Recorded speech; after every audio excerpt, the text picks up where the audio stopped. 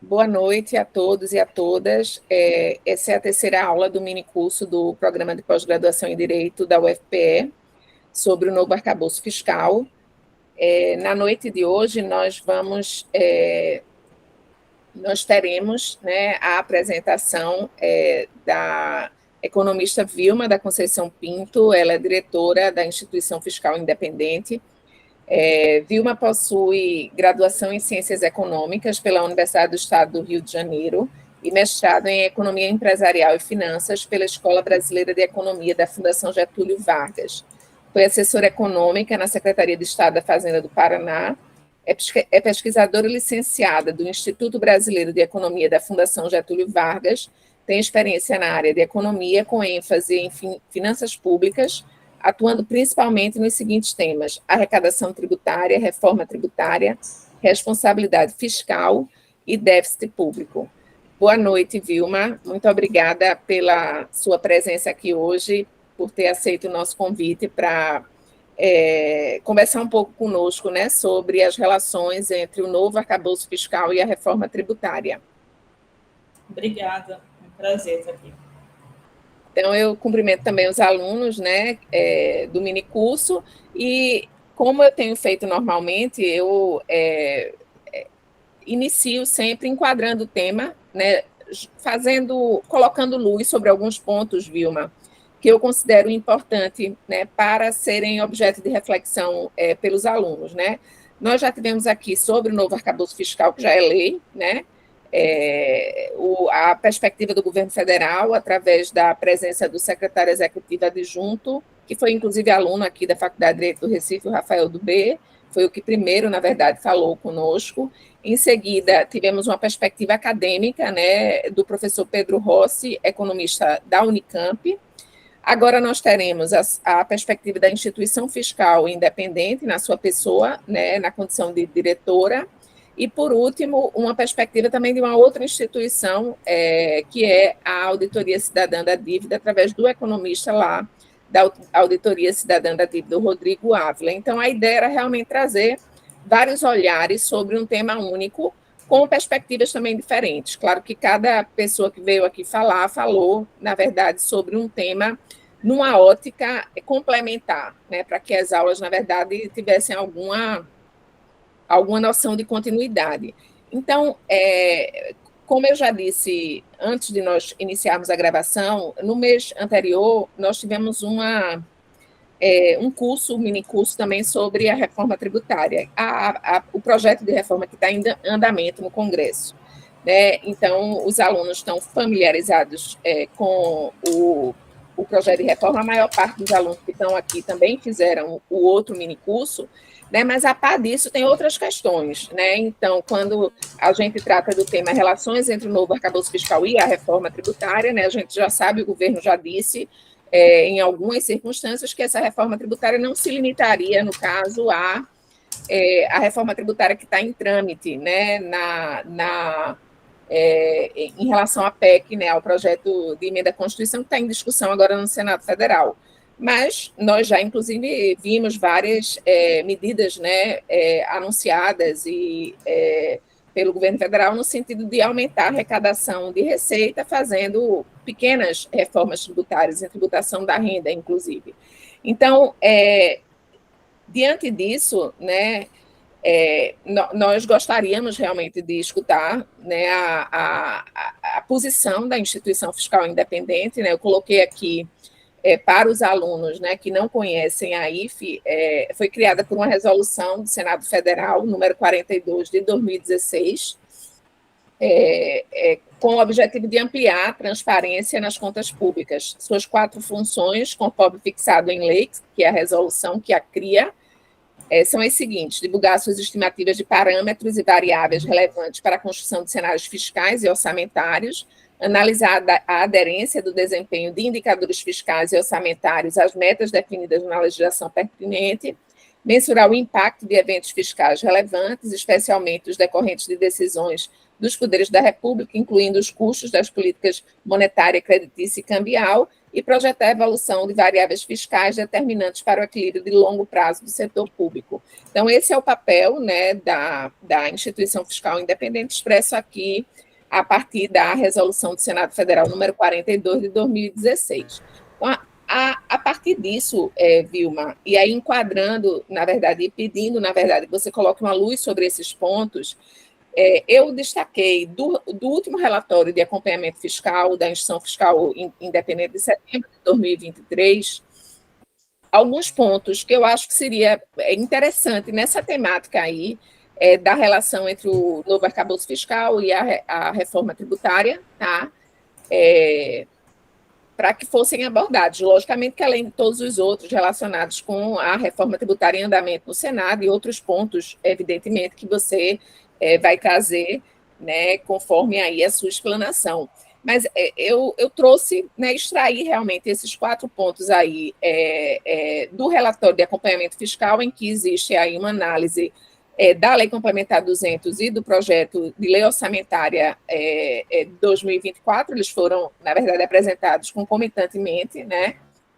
E foram os seguintes pontos, Vilma. Primeiro, em relação ao resultado do PIB, né? Então, lá no relatório está dito que, e a imprensa também disse, o resultado do PIB no segundo trimestre superou as expectativas, né? No entanto, os dados de julho e agosto apontam que a atividade econômica continua desacelerando no terceiro trimestre, com uma possível estabilidade em relação ao anterior. Como resultado, a instituição fiscal independente revisou sua projeção para o PIB de 2023, elevando a 2,3 para 3 pontos percentuais, né? Vale destacar que o baixo carregamento estatístico previsto para o próximo ano torna a perspectiva de crescimento mais desafiadora. A projeção para o crescimento do PIB de 2024 foi mantida em 1,2, né? Então, considerando todas essas iniciativas, né, de ajustes fiscais que foram empreendidas ao longo do ano de 2023, e também considerando o próprio PAC, né, que foi apresentado também. Então, em que a instituição fiscal independente se baseia, na verdade, para fazer essa projeção para o crescimento do PIB de 2024, né? E, na verdade, esse contexto aí de elevação da projeção para o ano de 2023 em que, na verdade, ele se fundamentou. Tá? Então, um esclarecimento sobre esse ponto que eu realmente considero bem importante para ficar mais claro para os alunos. No que diz respeito propriamente à relação do arcabouço fiscal com a reforma tributária, né, o que nós vimos é que o regime fiscal sustentável, que é exatamente o novo arcabouço fiscal, ele deslocou o eixo, né, do ajuste fiscal do controle da despesa, que era indiscutivelmente aquele do teto de gastos, né, era um controle de despesa essencialmente para um aumento das receitas públicas. Então, vai poder haver, na verdade, um aumento de despesa, considerando-se, no caso, um crescimento da arrecadação, tá? E também a gente escutou, e está lá na PELOA, uma definição de meta de resultado primário fixada em 0% do PIB, né? Que o governo vem dizendo isso permanentemente, tá? Então, aí diz, o resultado primário zero em 2024, previsto no regime fiscal sustentável e no projeto de lei orçamentária anual de 2024, está fortemente condicionado à materialização de uma série de receitas derivadas de iniciativas legais propostas pelo Poder Executivo e sob análise do Congresso Nacional. E aí estão elas elencadas, né? Que nós já vimos, né? Nós já acompanhamos na mídia, estamos acompanhando também a tramitação desses projetos de lei, né? Tributação sobre subvenções para investimentos, apostas esportivas de cota fixa, ativos financeiros de pessoas físicas no exterior, estoque e fluxo de fundos fechados, fim da dedutibilidade do JCP, recuperação de crédito no âmbito do CAF. Então, a partir dessas medidas aí, está lá no projeto de lei orçamentária aí um incremento nas receitas primárias equivalente a 168,5 bilhões de reais, né? E aí, eu queria também que você colocasse para a gente, né, quais são as expectativas em relação a essas medidas, né, a essa perspectiva aí de incremento nesse valor aí de 168,5 bilhões de reais, o que vai, na verdade, o que vai viabilizar um aumento de despesa primária no Brasil, né? E também explicar, na verdade, a posição da instituição fiscal independente sobre essa estimativa de um déficit primário de 2024 no percentual de 1 ponto percentual. Por que não, na perspectiva da instituição fiscal independente, se atingirá, na verdade, no Brasil, essa meta aí de 0% de déficit primário, como o governo aí está colocando, tá certo? E os outros pontos que estão lá, né, isso aí eu extraí lá do relatório de vocês, justamente para pedir que seja colocado uma luz sobre esses pontos, que a proposta orçamentária de 2024 contém projeções otimistas, tá? Para as receitas do governo central no próximo ano. Do impacto potencial de 276,4 bilhões de medidas constantes do projeto de lei orçamentária anual, 69,7 bilhões dependem de aprovação do Congresso. Além da possibilidade de modificação nas proposições ora em tramitação no Legislativo, existe a perspectiva de questionamentos de teses jurídicas e continuidade de disputas na Justiça entre contribuintes e União em relação à cobrança de tributos federais. Então, essa leitura aí é que, na verdade, explica aí a falta de segurança, na verdade, da instituição fiscal independente, no sentido de considerar viável, factível, no caso, esse incremento de receita primária na ordem de 168,5 bilhões, tá? E, por último, além da meta para o resultado primário ser zero para 2024, o regime fiscal sustentável estabelece que, durante a execução orçamentária, né, se for evidenciado a incompatibilidade dos resultados reavaliados com o cumprimento das metas para o resultado primário, o governo deverá prosseguir com a limitação de empenho, que são exatamente os contingenciamentos, né? Então, se esse resultado primário aí não for alcançado, aí vem, na verdade, os contingenciamentos. O governo vai passar a fazer os contingenciamentos. Então, essa limitação de empenho é limitada a 25% do valor das despesas discricionárias consideradas na peça orçamentária, tá? E aí está lá, né? Embora o instrumento do contingenciamento ainda esteja em vigor, né? Como anteriormente, será limitado se comparado o contingenciamento anterior à sistemática atual, né? E quanto a esse fato, qual a posição da instituição fiscal independente em relação a esse contingenciamento de despesa, se não for aí atingida essa meta de resultado primário zero para 2024, tá? E por último, eu coloquei uma tabela que eu extraí também do documento de vocês, Vilma, com o impacto sobre as receitas do governo federal, o impacto sobre as receitas do governo federal com as medidas constantes do projeto de lei orçamentária de 2024, tá? Então, aqui estão relacionadas aquelas receitas, né, que a gente já falou anteriormente, acho que eu relacionei no item 2, né, do slide anterior, né? Então, subvenções para investimentos, todas essas administradas pela Receita Federal do Brasil, aposta de cota fixa, novo regime de tributação simplificada, fundos fechados, CFC, pessoa física, tributação de ativos financeiros no exterior, fim de dedutibilidade do JCP, recuperação de créditos do CAF, outras receitas aqui, a reoneração dos combustíveis, exclusão do ICMS da base de cálculo dos créditos, PIS e COFINS, preços de transferência. Então, a gente vê que algumas, a expectativa do governo federal coincide com a da instituição fiscal independente, como é o caso da reoneração de combustíveis, dos preços de transferência, né, do fim da dedutibilidade do JCP, tudo a gente percebe aqui, na verdade, uma coincidência em termos de expectativa, e não em relação a outras, né? Como o caso aqui dos fundos fechados, né? Das subvenções para investimentos, do CFC Pessoa Física, tributação de ativos, né?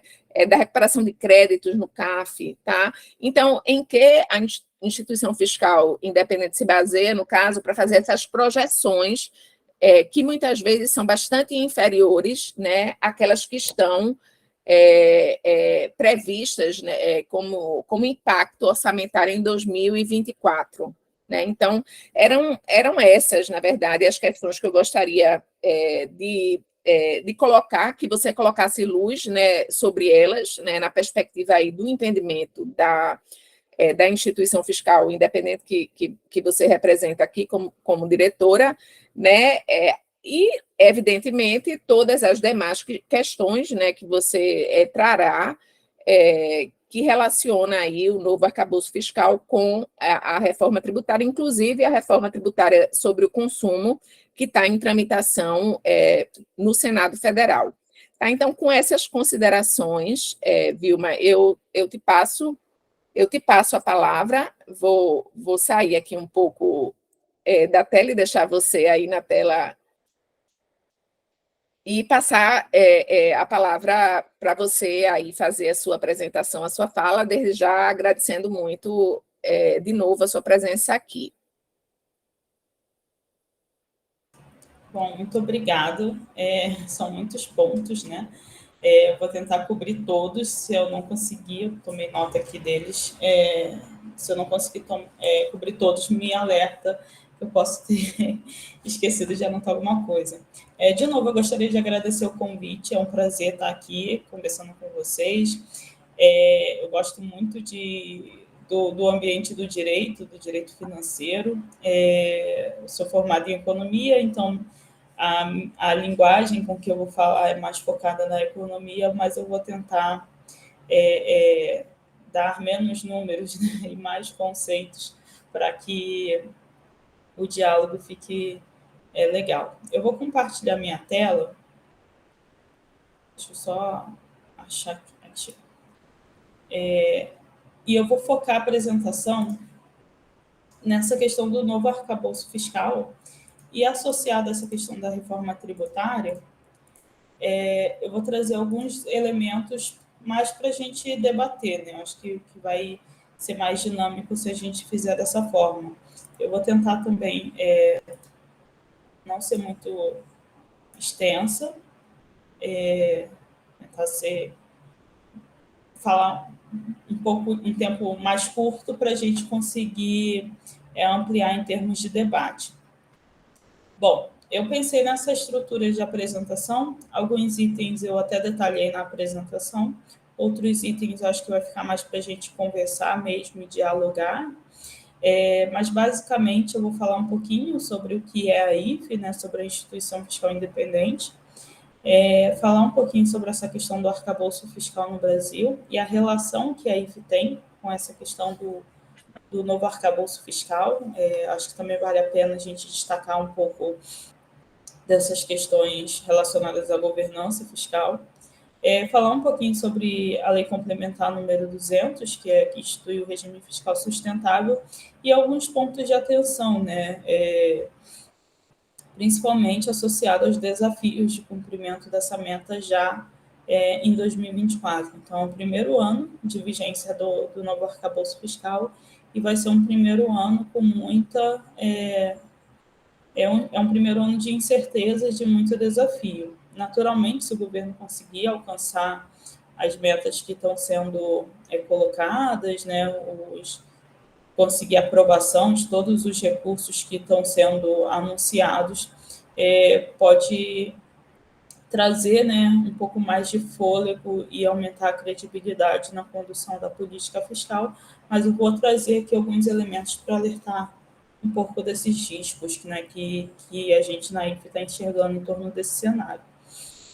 Primeiro ponto, eu gostaria de destacar, está associado ao que é uma IFE, né? Eu acho que eu gosto muito de expor, principalmente quando eu falo de regra fiscal, falar um pouco do que é a IFE, né, do que vem a ser uma instituição fiscal independente, porque ela guarda uma relação muito forte com a questão das regras fiscais. Então, o que a gente tem? Né? As IFES, as instituições fiscais independentes, ou os conselhos fiscais, são instituições públicas, né? Então, geralmente ela é vinculada ou ao parlamento, ou tem algumas que são vinculadas a órgãos de controle, como o TCU. A gente na IFE já visitou algumas instituições que são vinculadas ao Banco Central. Então, são instituições públicas, né, as instituições fiscais independentes ou os conselhos fiscais, e tem mandato para realizar análise técnica e a partidária sobre a política fiscal e orçamentária. E aí o objetivo, né, é melhorar a disciplina fiscal, promover maior transparência e elevar a qualidade do debate público sobre a política fiscal. A ideia de se criar a IFE, né, é que você consiga fazer uma análise com bases técnicas e que tenta ser livre de viés, né? Então, se a gente olhar as projeções do executivo, provavelmente vai estar com um viés para o governo. Se você olha as projeções de mercado, provavelmente vai ter um viés para o mercado. Se você for pensar numa análise setorial de algum grupo de interesse, ele vai fazer uma análise que provavelmente vai ter algum viés, né? Então, a ideia de você criar instituições fiscais independentes é você tentar fazer com que essas instituições façam uma análise mais técnica possível e com o mínimo de viés possível, né? Então, a gente tem alguns mecanismos, alguns elementos que a gente utiliza para tentar alcançar essas diretrizes. Outra coisa importante a se destacar é que as IFES, né, as conselhos fiscais, são uma tendência, né, mundial, em resposta principalmente aos efeitos negativos da crise econômica e financeira de 2008. Vários países, principalmente os que compõem a OCDE ou a União Europeia, passaram a criar instituições como essa. No mundo, são 51 instituições fiscais independentes atualmente. A do Brasil foi criada no finalzinho de 2016 e a gente também estava num contexto de necessidade de ampliar a transparência nas contas públicas, né? Tinha um contexto pós-impeachment, teve um contexto também que estava saindo de uma recessão muito grave, né? A recessão econômica de 2014 a 2016, os déficits fiscais se elevaram. Então, o contexto nacional em resposta, né, a esse contexto nacional, a IFE foi criada. Seja a IFE, né, e também um outro instrumento de resposta a esse cenário foi a criação do teto de gastos, né, que foi instituído pela Emenda Constitucional número 95 de 2016. Então, assim, a maioria surgiu em 2008, 2009. A gente tem aqui, por exemplo, os Estados Unidos, que é, se eu não me engano, de 1978 ou 74, que é o Congressional Budget Office. A IFE brasileira foi criada no finalzinho de 2016, o Uruguai é o mais recente, né, que foi criado em 2021.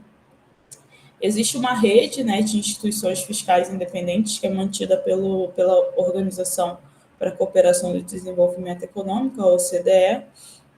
Os países membros e não membros da OCDE podem participar dessa rede de IFES. O Brasil é o único país não membro da rede de IFES da OCDE que tem a sua IFE sendo monitorada pela organização, né? Então, a IFE brasileira é a única IFE de um país que não é membro da OCDE e que consta, né, listada na base de dados da OCDE e que é monitorada de perto nesse contexto.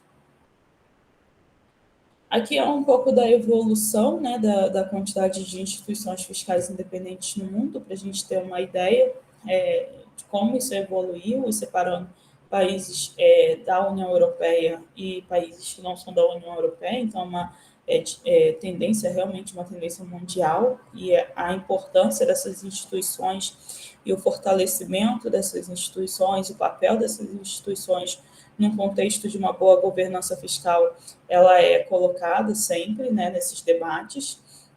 Inclusive, né, a gente tem participado de alguns debates internacionais e que aí as IFES, né, geralmente são chamadas a participar, né? Então, já participei de reunião sobre regras fiscais em que o painel era somente de instituições fiscais independentes, né? O olhar das instituições fiscais independentes em relação às questões das regras fiscais.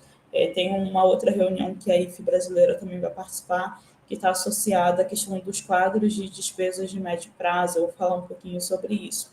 E outros pilares, né, que a gente fala que compõem a boa governança fiscal, né? Então, basicamente, regra fiscal, quadros de despesas de médio prazo, né? Então, você trazer uma perspectiva de médio prazo para a questão do orçamento, né? No momento da elaboração do seu orçamento anual. Spending Review, né? Que é para você fazer a avaliação periódica dos programas de governo, das despesas, e as instituições fiscais independentes para tentar promover essa transparência nas contas públicas e elevar a qualidade do debate sobre a política fiscal. Falando da questão da IFE brasileira, né, basicamente o que a gente faz é divulga estimativa de parâmetros e variáveis relevantes para a construção dos cenários fiscais e orçamentários. A gente analisa a aderência do desempenho dos indicadores fiscais às metas definidas na legislação. Então, essa é uma das finalidades que compõem os objetivos da IFE, né? Está na resolução que foi criada a IFE. Então, a gente precisa analisar o desempenho, fazer as projeções, os indicadores e verificar se existe um risco ou não de descumprimento dessas metas, mensurar o impacto de eventos fiscais relevantes e projetar a evolução de variáveis fiscais determinantes para o equilíbrio de longo prazo do setor público. A gente faz isso por meio de alguns relatórios, o principal deles é o relatório de acompanhamento fiscal, né, que a professora já detalhou bem, né, trouxe alguns pontos de questionamentos para a gente conversar. A gente também tem alguns estudos especiais em que a gente tenta trazer um caráter mais acadêmico, né, para esses estudos, e geralmente esses estudos subsidiam ou aprimoram os nossos parâmetros de projeção. Então, a gente tem estudo especial, por exemplo, sobre como que são feitas as projeções macroeconômicas da IFE, né? Então, a gente tem um estudo especial para explicar os nossos modelos macro. A gente tem um estudo especial, né, na ocasião da discussão da reforma administrativa, que agora está em voga novamente. A gente fez um estudo especial, inclusive com um site para conseguir analisar de forma dinâmica, né, essas simulações que foram feitas sobre o impacto de uma reforma administrativa, né, da que estava sendo discutida na época. Então, a gente tem vários estudos que são estudos mais aprofundados, com rigor acadêmico maior, né, que se assemelham a um estudo mais acadêmico. A gente tem as notas técnicas que buscam explicar elementos relevantes do nosso cenário. Então, a gente tem uma nota técnica agora que é muito relevante no contexto atual, que é a nota técnica número 52, que explica o novo arcabouço fiscal, né? A gente publicou ela na versão do novo arcabouço fiscal que foi aprovado pela Câmara dos Deputados, enquanto ainda estava sendo tramitado no Senado Federal, e essa nota técnica eu também vou explorar alguns elementos dela aqui com vocês. Por fim, com o objetivo de dar uma resposta um pouco mais imediata a alguns temas que às vezes aparecem de forma repentina, né? A gente tem os comentários da IFE, então às vezes o governo publica um relatório de revisão de um decreto de programação orçamentária e financeira. A gente, a partir desses comentários da IFE, né, que são coisas mais que a gente faz de forma um pouco mais rápida, só para comentar os resultados finais, a gente utiliza esse instrumento. E aí, entrando um pouco nessa questão das regras fiscais, como eu falei, a IFE desempenha um papel importante nessa questão da governança fiscal, né, nos instrumentos de governança fiscal. Eu acho que vale a pena a gente destacar, antes de entrar propriamente dito na questão do novo arcabouço fiscal, mostrar, entender um pouco do que são as regras fiscais, qual é a sua importância e quais são as principais características que a gente deve observar numa regra fiscal. Então, assim, segundo Paulo Medas e Goldroy, as regras fiscais são instrumentos criados para promover uma restrição duradoura à política fiscal. Então, a ideia é evitar, né, o viés, reduzir esse viés procíclico e deficitário das contas públicas. Se a gente observar o contexto atual, né, o que a gente tem visto, principalmente pela emenda da transição, né, que foi aprovado no finalzinho do ano passado, também vou mostrar um pouquinho sobre essa emenda. O que a gente viu foi uma autorização, né, para se gastar mais em 2023, com um compromisso de envio de uma nova regra fiscal para substituir o teto de gastos. Muito se discutia e se colocava o nome, né, desse aumento de despesa para 2023 como se fosse um waiver, né, como se fosse uma exceção temporária para essas despesas. E, de fato, né, se a gente pensar o cenário do teto de gastos, olha, o teto de gastos em 2023 vai ser ampliado em 145 bilhões, mas só em 2023. Só que o que foi feito com esse espaço que foi criado no teto de gastos para 2023? Foi colocado despesas que não são temporárias. Então, é um teto que foi expandido temporariamente para cobrir despesas permanentes, como política de valorização real do salário mínimo, recomposição e aumento de algumas políticas, de algumas pastas, né? Então, você teve lá aumento da merenda escolar, né, por exemplo, teve a questão do programa Bolsa Família também, que foi ampliado, entre outras despesas, aumento do salário do servidor público, etc. Então, assim, a gente já tem... O que a gente fez, né? A gente ampliou o gasto em 2023, em relação ao que a gente tinha antes, né? Em relação ao que a gente tem no teto de gastos anterior, incorporou uma série de despesas que não geraram impacto apenas em 2023, mas para os anos seguintes, e a gente precisava criar uma nova regra fiscal, porque isso foi um compromisso, né, assumido para a aprovação dessa emenda da transição. Então, naturalmente, qualquer regra fiscal que fosse ser pensada, muito provavelmente não seria uma regra fiscal que fizesse com que a despesa voltasse a se reduzir para o patamar pré-2023, né? Então, seria uma despesa que levaria em conta essa nova estrutura de despesas que estão sendo pensadas. E aí entra um pouco dessa discussão das receitas, né? E da reforma tributária e da aposta dessa recomposição de receitas e da reforma tributária para o sucesso dessa regra fiscal. Então, as regras fiscais, elas possuem, né, prós e contras, e que precisam ser dosadas para que seu desenho seja bem calibrado e que alcance o objetivo esperado. Aqui, nessa questão dos prós e contras da regra fiscal, eu já destaco um primeiro fator relevante, né? Existe um claro trade-off entre flexibilidade e simplicidade, né? Então, quando a gente pensa em características de boas regras fiscais, tem alguns pontos que a gente precisa observar, mas os três principais é a questão da aplicabilidade, da simplicidade e da flexibilidade. Só que existe um trade-off entre simplicidade e flexibilidade. Só que os estudos internacionais demonstram que a regra fiscal ela tende a ser mais flexível, mas sem prejudicar demais a questão da simplicidade.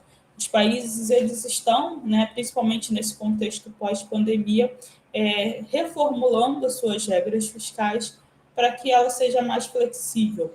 Só que feito esse alerta de que ela deve ser mais flexível, mas sem prejudicar demais a questão da simplicidade, porque se você faz uma regra fiscal que é muito complexa, você pode gerar problemas relacionados à transparência e o acompanhamento dessa regra fiscal. Aqui é um diagnóstico, né, geral em relação às regras fiscais, só para vocês verem como isso evoluiu ao longo do tempo. Então, aqui é a quantidade de regras fiscais médias por país. Então, hoje em dia, em média, os países têm emergentes, né, tem 2,5, quase 3 regras fiscais por país. Se a gente pegar as economias avançadas, o número de regras fiscais por país é muito maior, né? E isso foi crescendo ao longo do tempo. Aqui 2008, 2009, né, a gente tem um novo choque, né? Então isso também foi uma certa reação desses países. Então a gente também tem algumas gerações, né, de regras fiscais quando a gente pensa nesse contexto. Aqui são os tipos de regras fiscais, né? Então a gente tem discutido hoje regras fiscal relacionadas à despesa, expenditure, que é essa IR aqui, expenditure rule.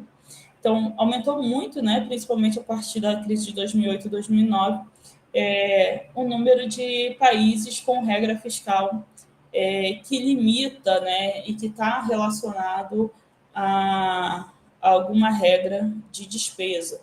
A gente tem regras relacionadas à dívida, ao endividamento, que é essa linha azul clara, as regras relacionadas à receita são as menores que existem, e também a gente tem muitos países que têm regras de resultado. Aqui a gente tem um conjunto, né, dessas regras, e a gente consegue ver países que têm uma combinação de regras. Aqui a gente olha, por exemplo, regra de dívida, somente 5 países, né, dos 85, tem uma regra só para dívida sem nenhuma regra operacional. É mais comum você, quando tem uma regra para endividamento, você ter alguma regra operacional para ajudar você a alcançar aquelas metas de endividamento que foram colocadas.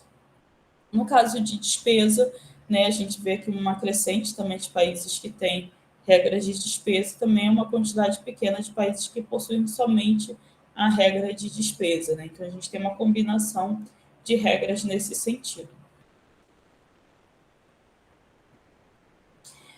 E aqui trazendo um pouco do diagnóstico nacional relacionado à questão das regras fiscais, né? A gente tem muitas regras, uma variedade grande de regras.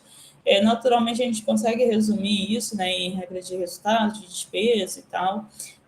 Algumas coisas são regras mesmo, metas fiscais, outras são algumas vedações operacionais para ajudar, auxiliar você a alcançar essas metas.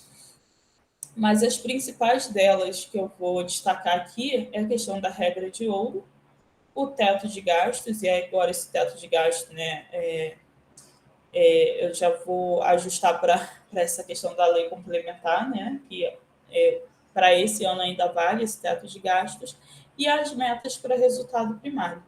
Esse ano, essas 3 regras são as regras que hoje estão dando para o orçamento do ano que vem, estão gerando certa incerteza e risco de descumprimento. O novo arcabouço fiscal, né, o limite de despesa que foi fixado para o ano que vem, é um risco menor. Risco maior, a gente tem a regra de ouro e a meta de resultado primário. Mas a gente tem vários outros aqui, a gente tem a abrangência, né, se é para todos os entes, se é só para a União, etc. Enfim, a gente tem são muitas regras, né, muitas restrições, e ainda assim a gente se vê, né, mesmo diante de tantas limitações e previsões para tentar evitar um desequilíbrio nas contas públicas, ainda assim a gente se vê numa situação em que a gente tem uma elevação significativa do endividamento público, combinado também com déficit fiscal já por longo período de tempo. Relacionado às cláusulas de escape, né, essa é uma outra mudança que tem sido observado na reformulação de regras fiscais para frente, né? Então a gente tem observado que a pandemia, né, acabou testando esse mecanismo de cláusula de escape previsto nas regras fiscais. No Brasil, a gente não teve tantos problemas em relação ao acionamento imediato dessas cláusulas de escape. A resposta em relação à pandemia até que foi rápida, e, de certa forma, foi rápida porque nossas regras fiscais já previam acionar alguns gatilhos e suspender as regras fiscais de forma temporária. O que a gente viu, na verdade, de problemas foram associados aos anos seguintes, né? Porque a suspensão dessas regras fiscais foram válidas apenas para 2020, perdão. 2021 em diante, essas regras elas voltaram a valer, só que a gente tinha uma situação em que a despesa primária que se pretendia fazer já não cabia mais nessa teto de gastos que se tinha, e aí você começa a criar exceções recorrentes para ampliar ou manter o auxílio emergencial, para criar outros benefícios. Aí você tem a PEC dos precatórios também, que abriu um novo espaço, e aí essa sequência de alterações constitucionais para a mudança da regra fiscal acabou por contribuir para a perda de credibilidade dessa regra, né? Fragilizar o enforcement dessa regra. Quando a gente olha, né, o contexto aqui, eu vou trazer um pouquinho de número, me perdoem por isso, mas acho que é mais para a gente conseguir ver a questão das tendências. O que a gente vê, né, em termos de diagnóstico para as contas públicas, né? Antes da pandemia, a gente tinha uma situação de crescimento continuado da despesa, a receita ela crescia, acompanhava esse crescimento, por isso a gente tinha superávit e redução da relação dívida-PIB. Alguns anos de recessão, né, 2003 a gente teve um período de recessão, aqui também 99 também teve, a crise de 2008, 2009. Nesses períodos de consolidação fiscal, o que se tinha era, a gente até observava em alguns momentos uma certa redução temporária da despesa e depois voltava a uma tendência de crescimento. E essa redução era basicamente por meio do mecanismo de contingenciamento, né? Então, era basicamente um ajuste que era feito nas despesas contingenciáveis. A gente não tinha um olhar muito grande para fazer um ajuste fiscal pelo lado da despesa, via reformas que tinham como objetivo mudança nessa trajetória de crescimento continuado das despesas primárias.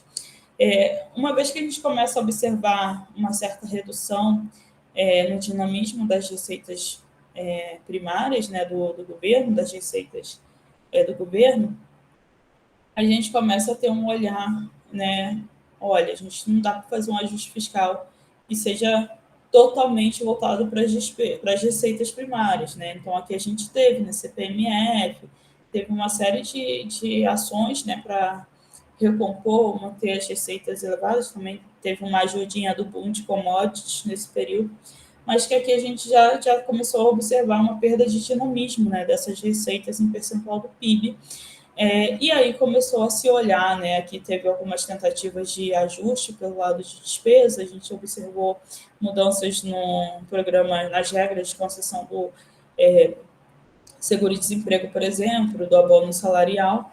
E aí a gente, com o teto de gastos, né, de 2016, a gente começa a dar um olhar, né, maior, né, a gente já começou, mas começa a dar um olhar maior para a questão das despesas primárias.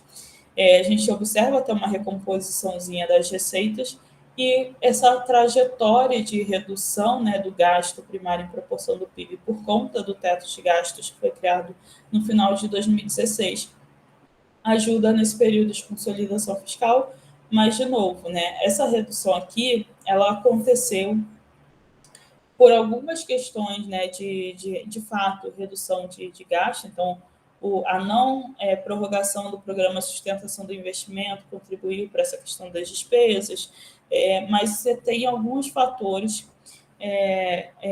relacionados à redução e manutenção em níveis muito baixos de despesas como investimento e também outras despesas discricionárias.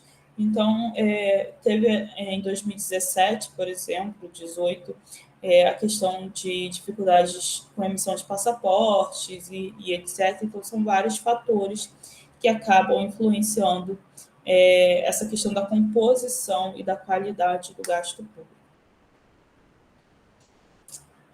2022, né, aqui olhando um pouquinho para a composição de gasto das despesas primárias, só para a gente ter uma ideia, né, de como que estava previsto esse gasto e a participação disso.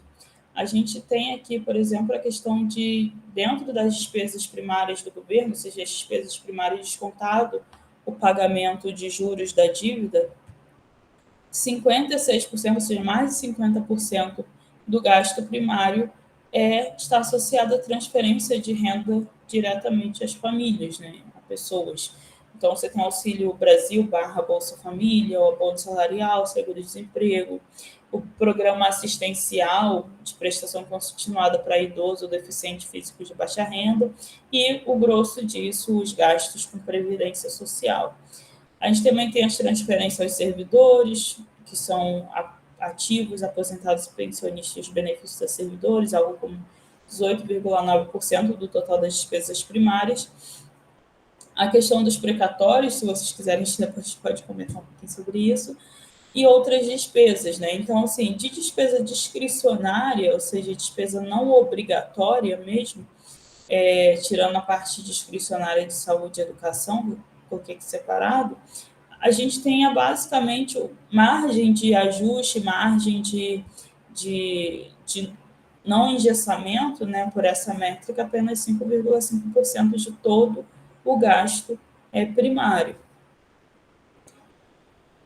E para 2023, o que a gente tem, né, via PEC da transição? A gente projeta um aumento de cerca de 165 bilhões de reais em relação ao que estava sendo previsto anteriormente no orçamento, e esses 165 bilhões de reais, como eu falei anteriormente, era basicamente em despesas obrigatórias, benefícios previdenciários, e uma proporção menor em despesas discricionárias. Aqui tem um grosso disso, aqui também tem muita despesa discricionária relacionada a investimento, né?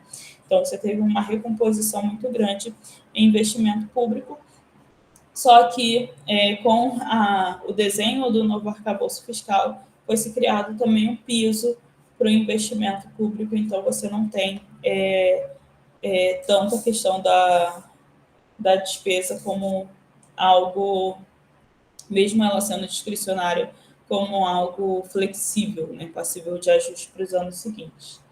Então, um pouco da tese, né, que eu adiantei para vocês, como que a gente cria uma regra fiscal que equilibre as contas públicas e não reduz as despesas que foram recém-aumentadas pela PEC da transição. Então, aí a gente começa esse debate em torno das fontes de financiamento desse orçamento. O governo encaminhou o orçamento para o ano que vem, levando em consideração esse desafio, né, de tentar recompor receitas, tentar aumentar as receitas primárias para fazer frente a esse aumento de gastos que foram viabilizados pela emenda constitucional número 126, conhecida como emenda da transição. Então, basicamente, as necessidades de financiamento projetadas, aqui a gente está fazendo uma comparação apenas de números do governo, né, olhando e a relatórios de reavaliação, há uma necessidade, né, de gasto para o governo, para ele sair de menos de 1,3% do PIB ele precisa chegar em 0% do PIB no ano que vem, né? Então, ele precisa sair de 1,3 e chegar em 0 no ano que vem. Aí é uma diferença significativa em termos do quanto que ele precisa fazer de esforço fiscal para chegar nesse resultado, né? Então, é basicamente um esforço somente nessa ótica do governo, né? Pelos números do governo, comparando nem tanto o PILOA, mas olhando ainda o PLDO, né? Que foi quando foi fixado a meta de déficit zero, um esforço de mais de 100 bilhões de reais adicionais. E aí, quando a gente olha, né, numa perspectiva mais de médio prazo, o que a gente observa?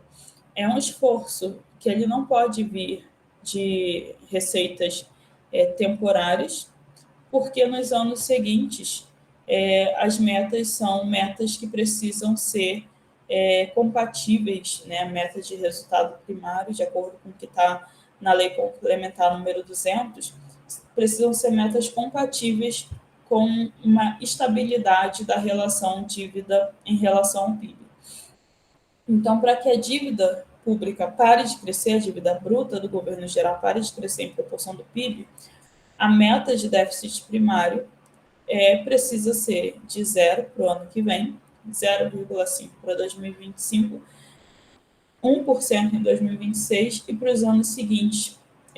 Não foi definido isso na LDO, então a gente considerou o resultado primário que precisa ser realizado, né, dado as nossas projeções de crescimento econômico e juros real, que precisa ser realizado para que a dívida pública pare de crescer como proporção do PIB. E aí esse número seria algo da ordem de 1,5% do PIB.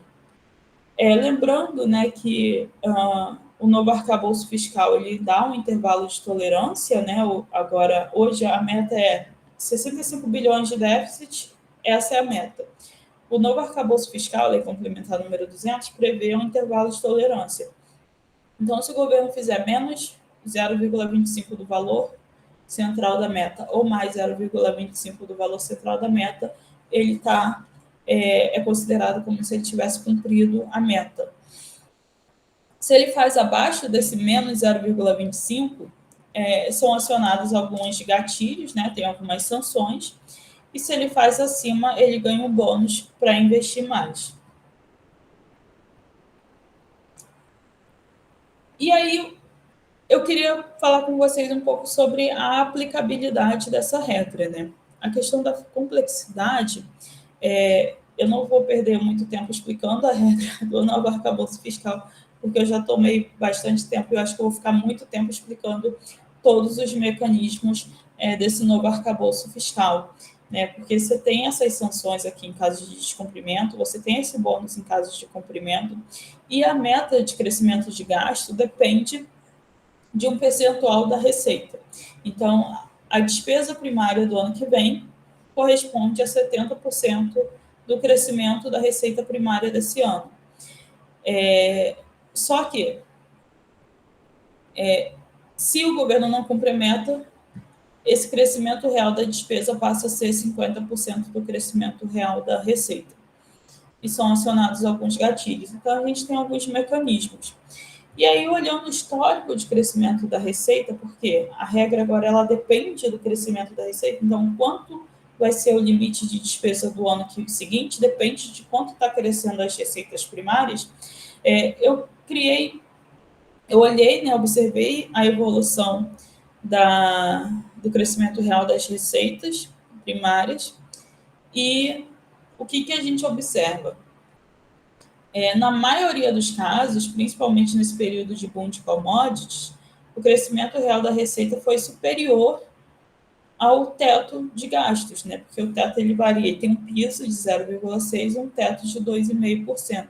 Então, se a gente aplicar 70% em cima de 13,1% de crescimento real, e esse número ficar acima dos 2,5%, né, esses 70%, então o teto de gastos do ano seguinte é 2,5%. Se ficar abaixo, 70% desse crescimento ficar menos do que 2,5%, do que 0,6%, perdão, então o limite de gasto do ano seguinte é 0,6%. E se ficar entre 2,5% e 0,6%, vai ser o número resultante dessa equação, né? Então, na maioria dos casos, o crescimento real da receita ficou acima desse teto de gastos, né? E alguns períodos, né, principalmente os períodos de recessão econômica, ficaram abaixo. E aí, o que eu fiz, né? Desculpa que sumiu aqui a legenda, né? Mas eu vou explicar para vocês. Eu fiz 6 cenários diferentes. Aqui tem 1, 2, 3, 4, 5. O sexto cenário eu não coloquei aqui no gráfico porque ia achatar as outras séries. Eu fiz 6 cenários distintos para o crescimento real da receita.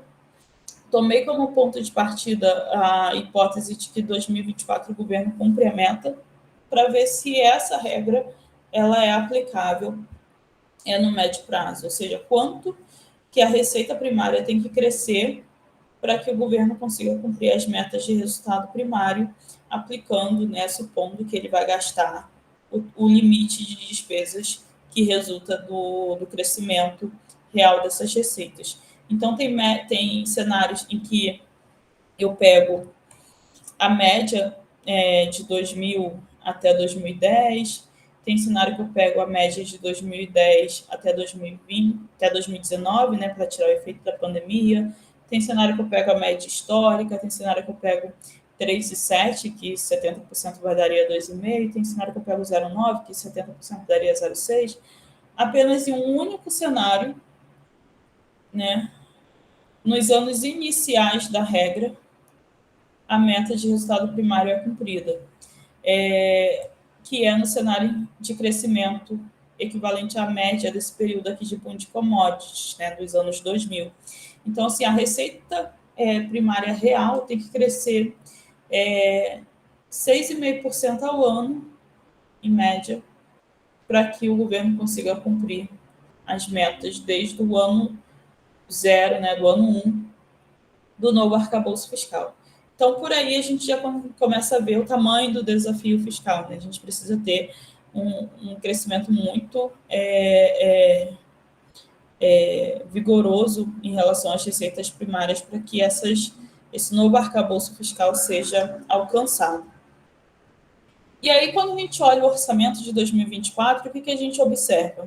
A gente observa que o governo também ele entrega, né, um déficit zero para o ano de 2024, mas esse déficit zero que ele entrega, ele não é tão compatível com o que a gente observa com as projeções que a gente faz na IFE, né? E nem se a gente também considera as projeções de mercado. Então, o que a gente faz, né? Em termos de receita líquida, a gente projeta as receitas, a gente pega a receita do governo, desconta o que é evento atípico, evento não recorrente. Então, se o governo cria algum programa temporário, igual agora teve os saques dos fundos dos recursos não reclamados do fundo do PIS e PASEP, que é uma entrada de recursos extraordinária que acontece somente esse ano. Então, a gente desconta isso da nossa série histórica de receita, não pega a receita recorrente e projeta de acordo com uma elasticidade em relação ao PIB, né? Então, a gente tem um estudo especial publicado pela IFE para mostrar como que a gente faz o cálculo dessa elasticidade. A gente tem um cálculo da elasticidade de curto prazo e da elasticidade de longo prazo, né, de médio prazo. Então, a partir dessa conta, né, das receitas recorrentes, né, em relação ao crescimento econômico, em relação ao desempenho econômico, a gente projeta as receitas recorrentes e depois a gente adiciona a projeção das despesas não recorrentes e também dessas medidas que estão sendo anunciadas adicionais pelo governo. E aí, no lado da despesa, a gente projeta item por item, né, linha por linha de gasto de acordo com as regras aplicáveis a cada uma dessas despesas. E a gente não consegue chegar nesse déficit zero para o ano que vem. E aí, quando a gente olha o orçamento, né, de 2024, o governo também não consegue chegar nesse déficit zero para o ano que vem. E aí, o que ele faz para conseguir entregar um orçamento zero, que é necessário, né, porque ele precisa entregar um orçamento compatível com o que está nas diretrizes orçamentárias que estão em tramitação. Então, a meta da Lei de Diretrizes Orçamentárias para o ano que vem, de acordo com o nosso planejamento orçamentário, é zero. Então, o orçamento que ele vai elaborar, que ele vai propor, tem que ser compatível com essa meta zero. Então, ele apresenta o arcabouço fiscal junto com uma série de medidas provisórias e de projetos de lei que dependem de aprovação do Congresso. Então, aqui a gente tem as medidas provisórias, a gente tem o número dos projetos de lei. Essas medidas provisórias e projetos de lei, a maioria foram apresentadas poucos dias, 2 dias antes do envio do orçamento, da peça orçamentária, e isso soma algo como 168,5 bilhões de reais. Então, isso significa dizer que se nada disso for aprovado, suponha que nada disso aqui seja aprovado, tudo isso seja rejeitado, ele simplesmente vai ter que gerar um resultado adicional de 168,5 bilhões. Então, aqui nesse envio dessa peça orçamentária, eu entendo como seja o governo reconhecendo de que ele não tem, de que a mera projeção, né, de que a tendência das variáveis não geram esse ganho de receita que é necessário e que o ajuste ele vai ser feito pelo lado da receita via medidas de ampliação de carga tributária. Por que o cenário da IFE considera um número muito mais modesto do que o governo está apresentando?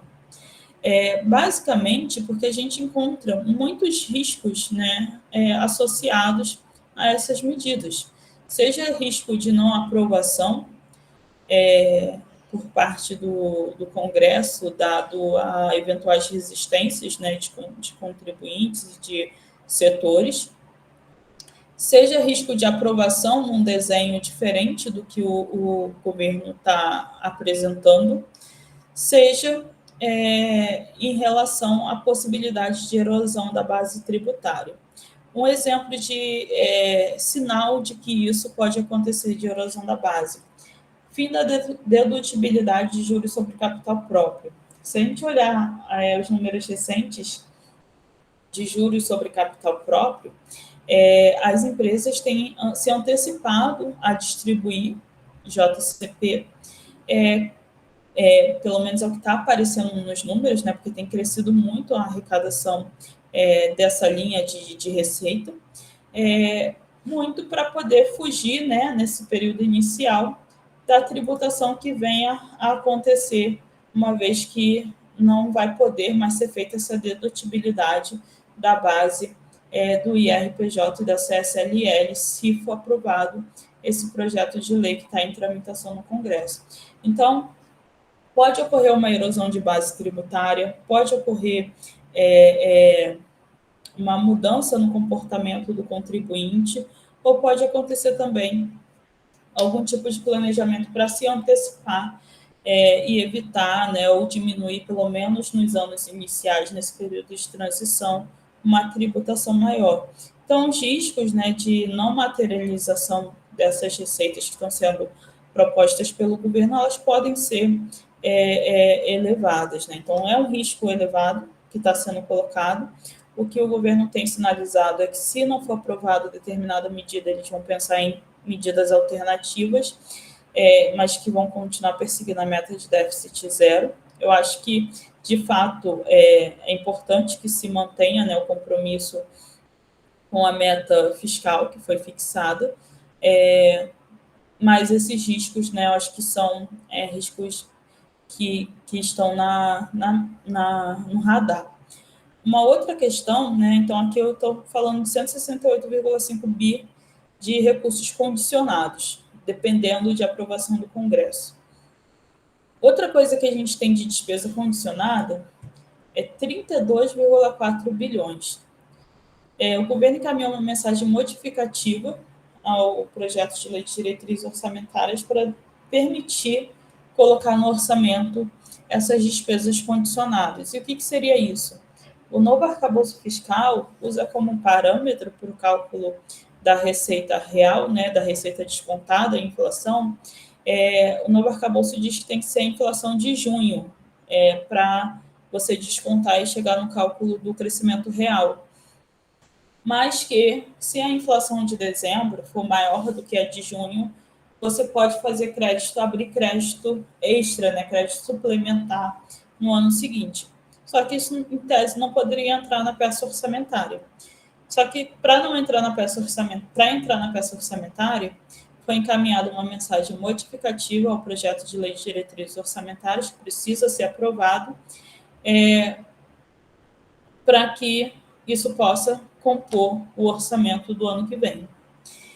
Se isso não for aprovado, essas despesas não vão poder estar aqui nesse orçamento. Então, o governo também tem um risco menor, né, se a gente comparar com o risco de não materialização das receitas por cumprimento da meta de resultado primário, mas ainda existe um risco na parte do novo regime fiscal sustentável, né, da meta de déficit para o ano que vem.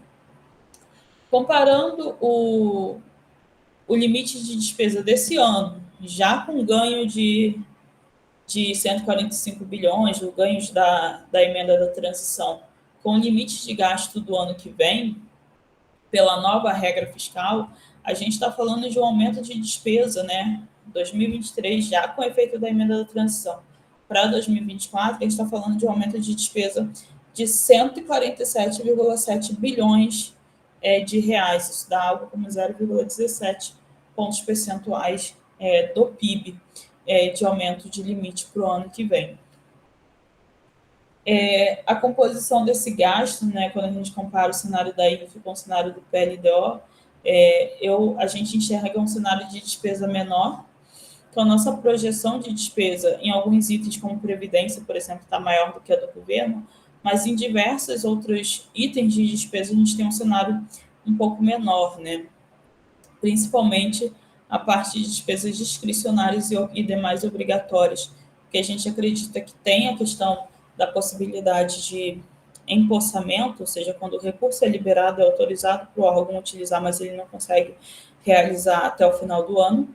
E o novo arcabouço fiscal agora não usa mais o conceito de despesa paga, ele usa o conceito do PILOA. Então, foi autorizado, está dentro dos limites do novo arcabouço, mesmo que a execução fique abaixo, né, que aquele órgão não execute todo o valor que foi autorizado para ele pode, ele não estaria descumprindo, pelo menos, os pisos relacionados.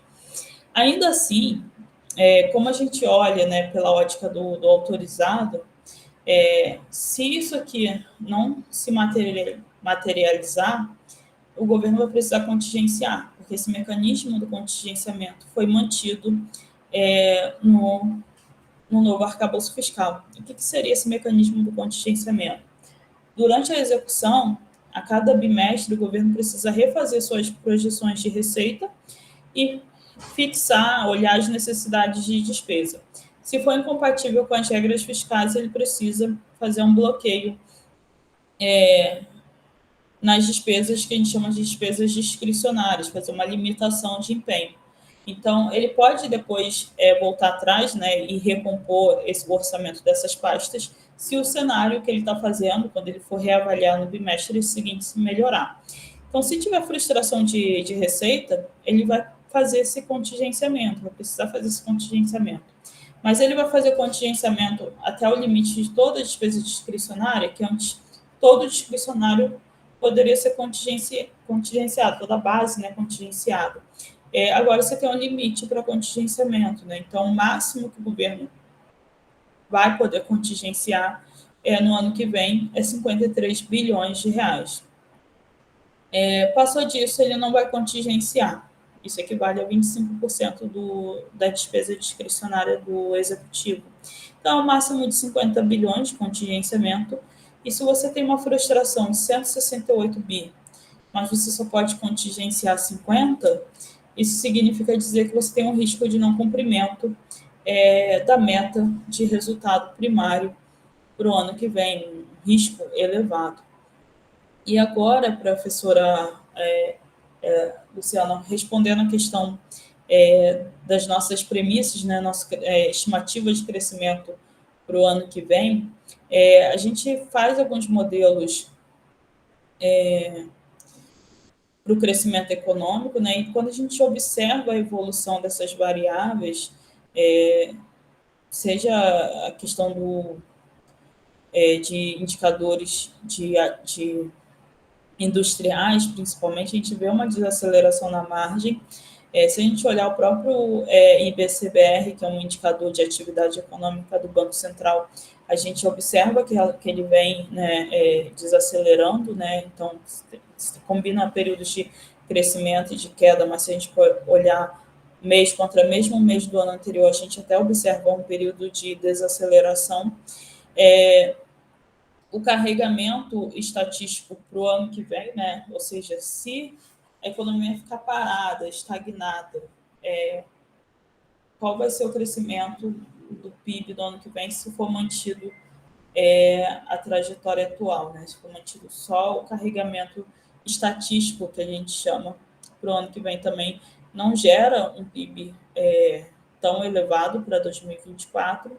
E sem contar que, embora a gente esteja num cenário de redução das taxas de juros, essa redução da taxa de juros a gente ainda está no cenário de aperto monetário, né? Porque a taxa de juros do Banco Central ainda está acima da taxa neutra, né? Da taxa de equilíbrio dessa economia, da taxa de equilíbrio de médio prazo.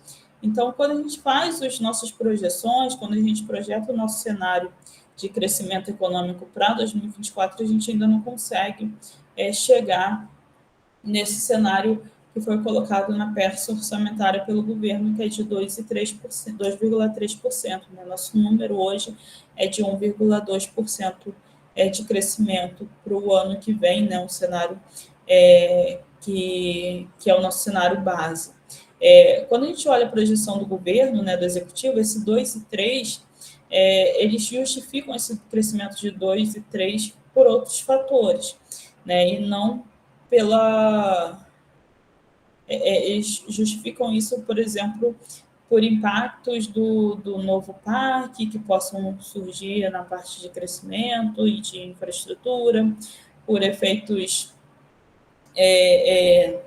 de confiança, né, aumento da confiança dado a eventual aprovação da reforma tributária do consumo, etc.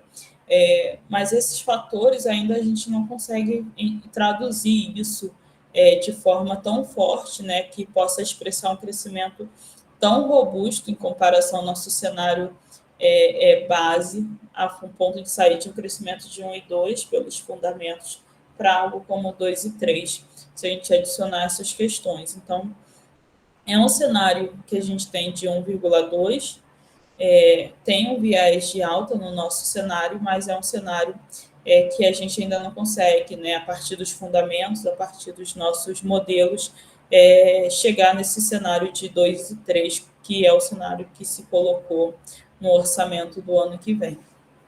Bom, eu tenho alguns gráficos adicionais que eu acho que eu posso eventualmente usar para caso surja o debate, mas eu acho que eu vou tentar, já falei muitas, que eu fiquei falando por 1 hora, eu não estava conseguindo ver vocês, vou abrir para perguntas e obrigada de novo. Obrigada, Vilma. Então, como nós temos bastante tempo aqui, eu acho que nós podemos abrir para perguntas orais, né? Não sei se algum mestrando ou doutorando, algum pesquisador que esteja aqui presente, ou mesmo estudante, tem interesse em fazer alguma pergunta oral, ou então, do contrário, alguma pergunta feita pelo chat, a Vilma.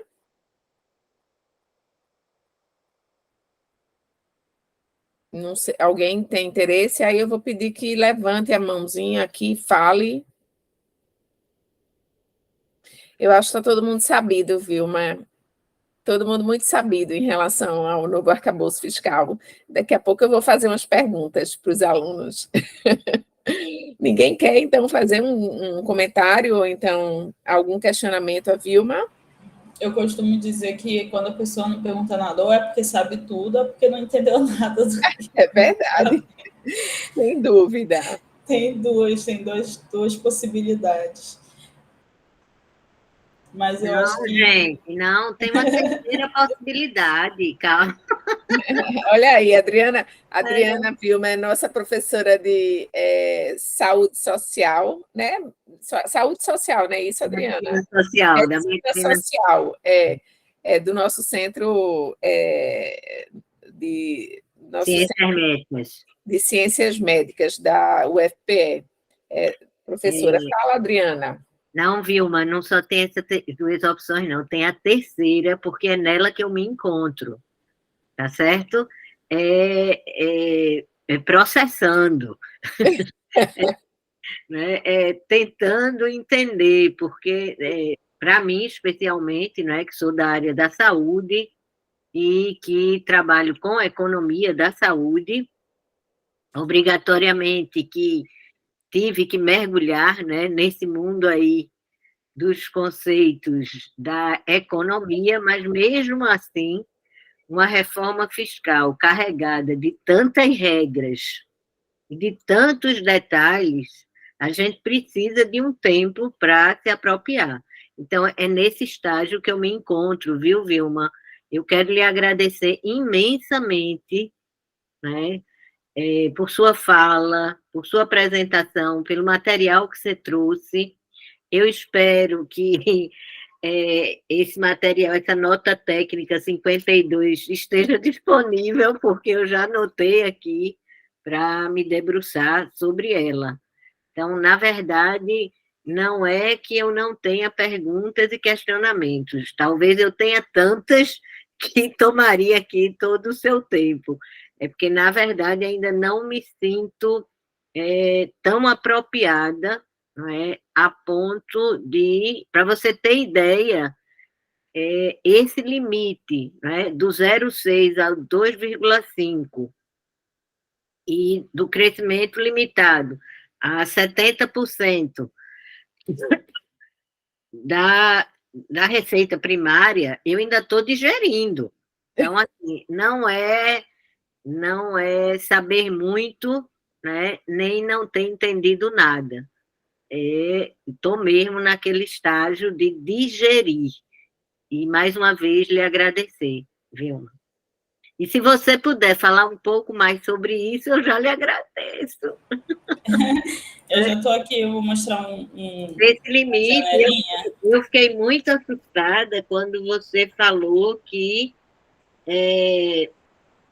a gente vai precisar de um crescimento, né, de uma receita num crescimento de 6,5% ao ano. Do lugar que falo, e com toda a limitação que eu apresentei aqui, né, eu acho isso assustador, para não dizer quase que impossível.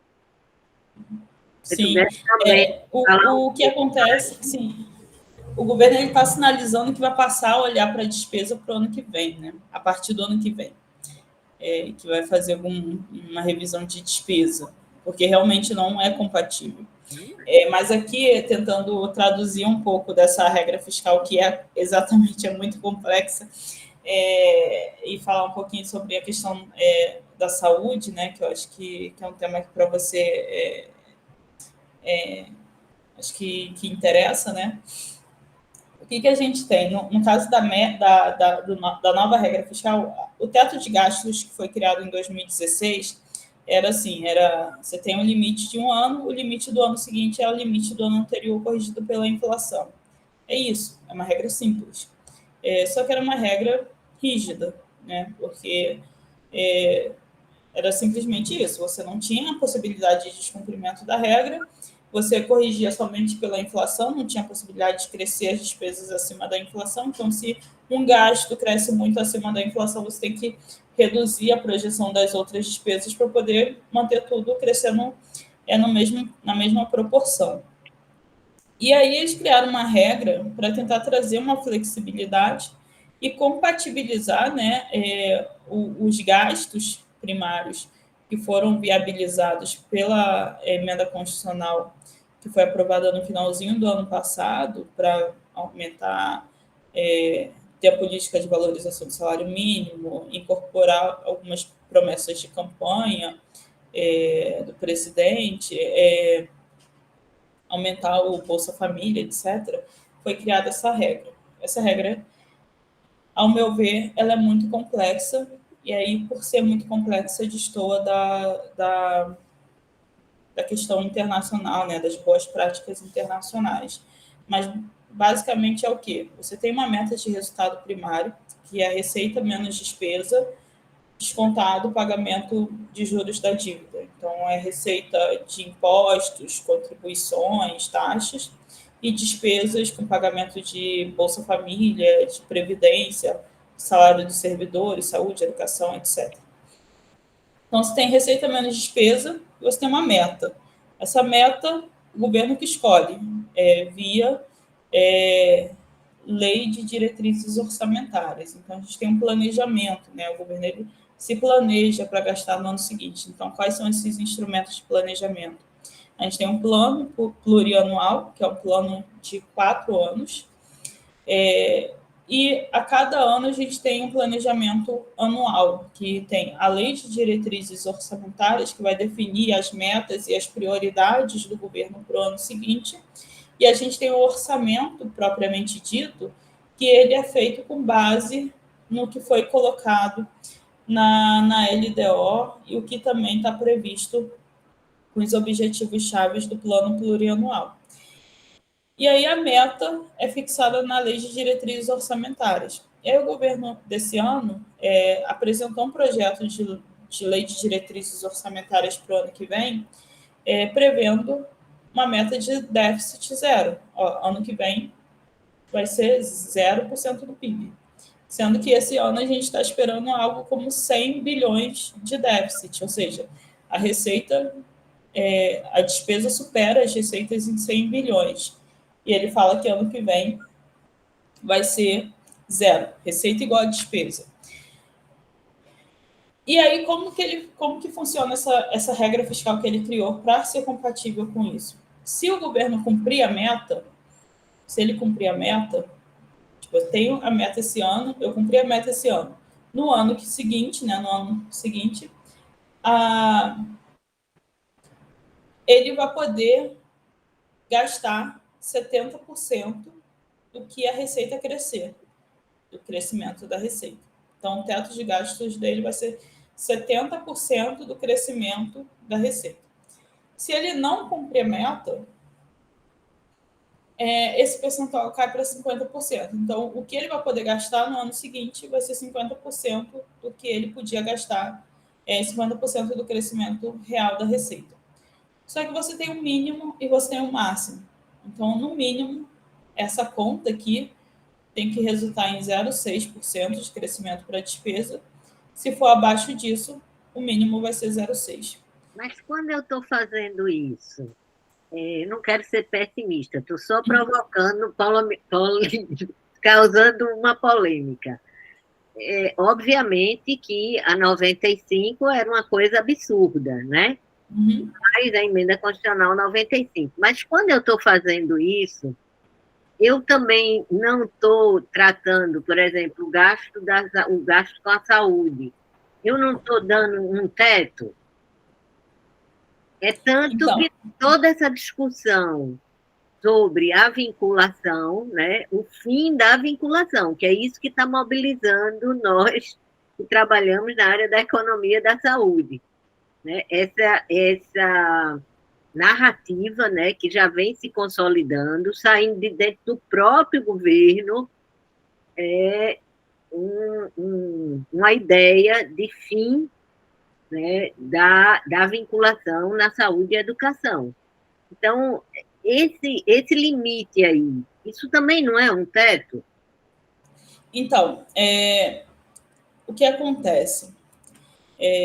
A saúde e a educação tem a questão da vinculação, né? você tem vinculação relacionada à receita para a saúde, para a educação. Saúde é 15% do crescimento, 15% da receita corrente líquida. A educação é 18% da receita líquida de impostos.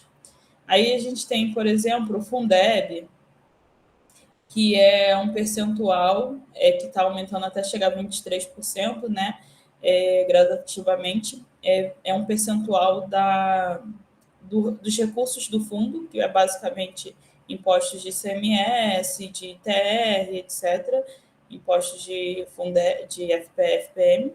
Então, você tem Fundeb. Que inicialmente estava fora, né? E depois... Está fora, continuou fora. Continuou? Continuou na versão final, porque a Câmara dos Deputados derrubou a mudança do Senado, então ficou fora Fundeb, quer dizer, acatou, na verdade. O Senado derrubou a mudança da Câmara. Ficou fora o Fundeb, ficou fora o Fundo Constitucional do Distrito Federal. O Fundo Constitucional do Distrito Federal também é vinculado à receita, é o crescimento da receita corrente líquida. O que acontece? Se a receita cresce muito acima do que esses 2,5%, essas despesas vinculadas vão crescer mais do que o crescimento do teto e vai comprimir os outros gastos. Então, o que está sendo discutido, né, quando se fala nessa questão de rever os pisos, as vinculações, é nesse sentido. Tanto se você observar a proposta que foi feita em relação lá na Câmara dos Deputados, em relação ao Fundo Constitucional do Distrito Federal, quando deram a ideia de colocar ele dentro do piso do teto de gastos, foi colocar o Fundo Constitucional dentro do teto de gastos, mudando a regra de correção desse Fundo Constitucional do Distrito Federal para crescer de acordo com o teto de gastos, porque aí ia pressionar as outras despesas. Então, assim, eu tenho aqui, eu vou interromper aqui o compartilhamento, vou compartilhar de novo, porque no último relatório que a gente fez na IFE, eu consigo, acho que aqui, compartilhar. Você consegue ver o gráfico? Sim. Então, aqui a gente tem um piso em 2022 e o previsto para 2024. O piso pela inflação, né, porque a regra atual do teto de gastos foi criada em 2016, eles mudaram, criaram o teto de gastos e fizeram com que saúde e educação passasse a crescer, o piso dessas despesas fosse igual ao teto de gastos, justamente para evitar comprimir os outros gastos.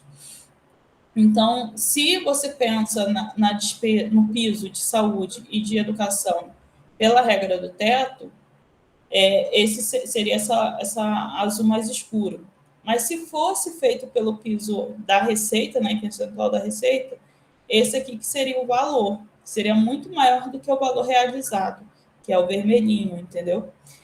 Agora, se a gente pensa no percentual pelo piso da receita para 2024, previsto para 2024, em educação, né, nem tanto, né, o governo até gasta acima do piso, mas em termos de saúde, o gasto que o governo faz para a saúde é basicamente o piso da saúde, né? Então, se o piso é menor, o gasto, né, se você observar que o gasto está bem menor.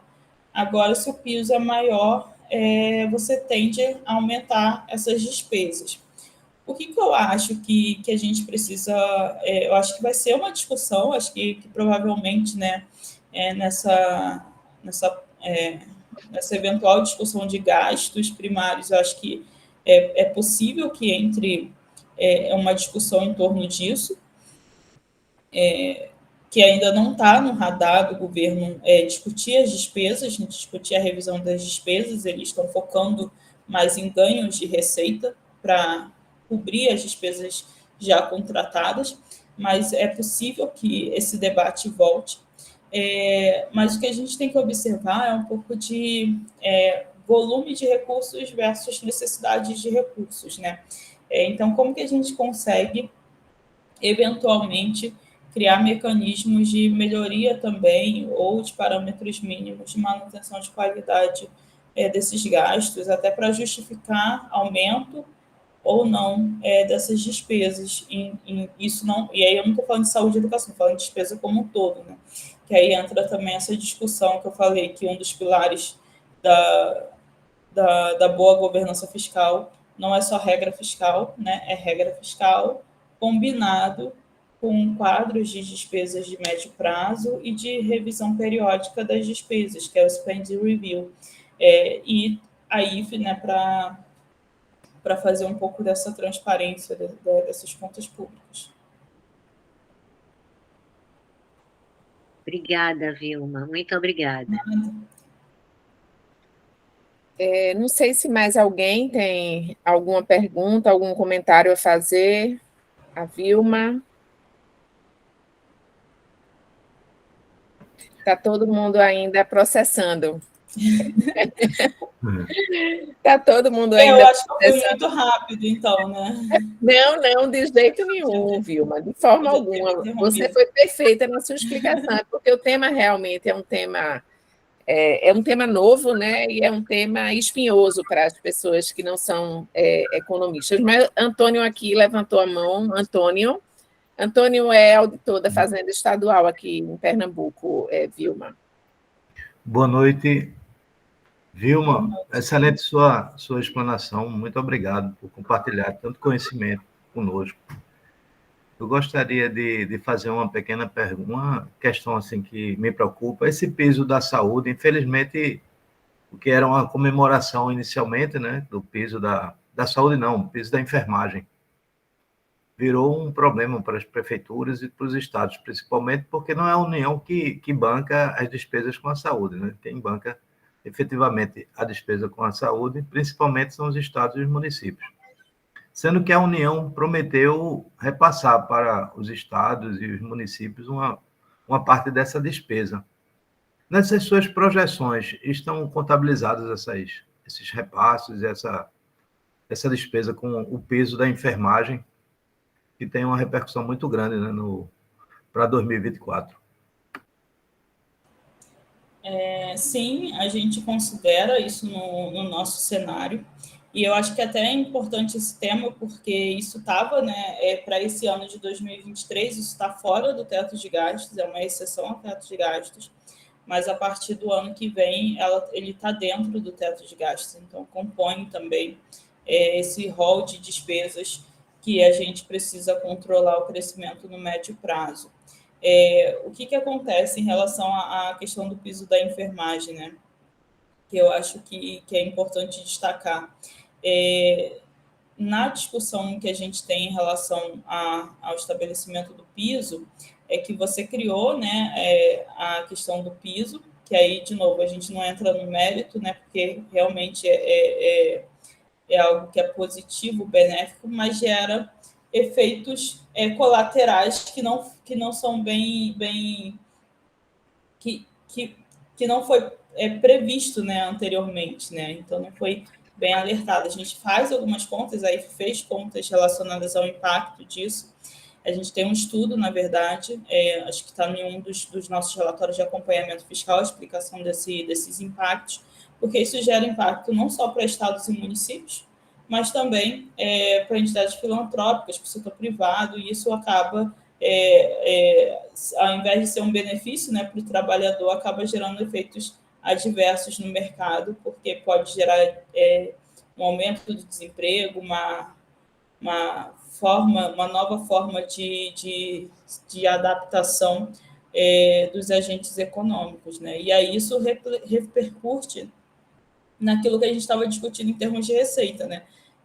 A gente é passível de esperar que o governo consiga arrecadar o volume de recursos que ele está pretendendo para o ano que vem? Será que os contribuintes não vão se adaptar, não vão mudar o seu comportamento diante de uma mudança no sistema tributário? Então, esses riscos que a gente precisa antever. Em termos da questão do piso da enfermagem, a gente tem a questão do piso, que gerou toda essa repercussão e essa necessidade de compensação por parte da União. E agora o que a gente tem discutido, né, que a gente tem observado de temas que estão em tramitação no Congresso, é a criação de pisos para outras categorias, né? Então, começou com o piso da saúde, e aí começa agora várias outras categorias estabelecerem também pisos salariais, e aí problemas semelhantes começam a surgir. Então, acho que são temas que realmente precisam ser melhor debatido e aprofundado e calculado o impacto não só, né, da questão de mérito, mas também os impactos fiscais e financeiros e econômicos que a gente vai ter em função dessas medidas. Obrigada, Vilma. Antônio, quer falar mais alguma coisa, Antônio? Não, só agradecer. Obrigado. Não sei se mais alguém quer fazer alguma pergunta, algum comentário. Acho que no chat a gente também não tem. Então, gente, eu gostaria de agradecer, né, imensamente a Vilma, dizer aos alunos que essas aulas todas estão sendo gravadas, tá? O Pedro Lavô parabenizando pela exposição. Essas aulas serão todas lá gravadas. A gente está com uma dificuldade porque o servidor da Universidade Federal de Pernambuco, lá na faculdade, que faz essa transposição das aulas lá para o YouTube, ele está de férias, mas as férias já estão no fim. Então, como a última aula nossa será na segunda-feira, né, todos vocês vão receber por e-mail os links, né, das 4 aulas que serão disponibilizadas pelo YouTube. Todos vão poder, na verdade, rever, né, essas apresentações, né, dos 4 convidados. Tá certo? Então, mais uma vez eu agradeço a participação de Vilma, excelente apresentação, muito enriquecedora. Acho que vocês podem também visitar, né, Vilma, o site da Instituição Fiscal Independente. Todos esses documentos que a Vilma falou estão lá disponibilizados no site. Isso também ajuda aí a elucidar aí as dúvidas e os questionamentos de vocês. Então, eu vou passar a palavra para a Vilma, né, fazer a sua fala final de encerramento, e em seguida a gente encerra aqui a nossa chamada. Obrigada. Eu me coloco à disposição. Eu acho que foi muito legal, foi rico o debate. Vou disponibilizar também a apresentação, o PowerPoint para vocês. E também me coloco à disposição para a gente dialogar. Eu acho que é um tema muito árido tipo assim, já é difícil a gente conversar com quem é economista, porque a gente fica falando de número e tal, e regras fiscais. Para quem é da área do direito também, eu acho que é bem complexo. E acho que isso retrata um pouco dessas dificuldades que a gente tem observado nessa regra fiscal, principalmente em função do que a literatura internacional demonstra. Eu participei de uma reunião recente e uma das pessoas era um estrangeiro, né, vindo ouvir mais sobre o Brasil, sobre a regra fiscal, e eu não consegui explicar o novo arcabouço fiscal para ele. E quando eu estava falando sobre o teto de gastos, que eu mostrei as mudanças que a gente teve no teto de gastos nos últimos anos, ele me perguntou simples assim, gente, mas é tão fácil mudar a Constituição de vocês? Porque foram 6 emendas constitucionais de 2019 para cá, só em um item, que é a questão do teto de gastos. Aí eu falei assim... E aí, de novo, isso aí já é resposta para o pessoal do direito responder, né? Mas, de fato, são desafios grandes e que a gente precisa, de novo...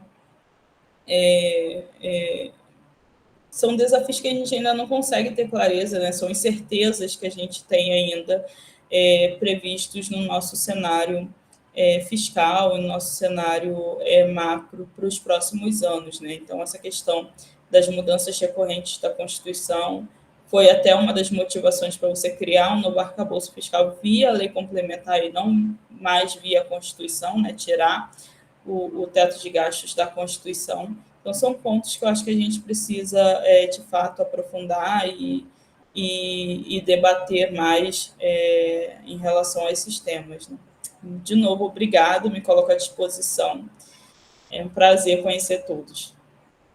Muito obrigada, Vilma. Então, eu vou encerrar aqui a nossa chamada, agradecendo, Vilma, a presença de vocês também, desejando uma boa noite. Obrigada, boa noite.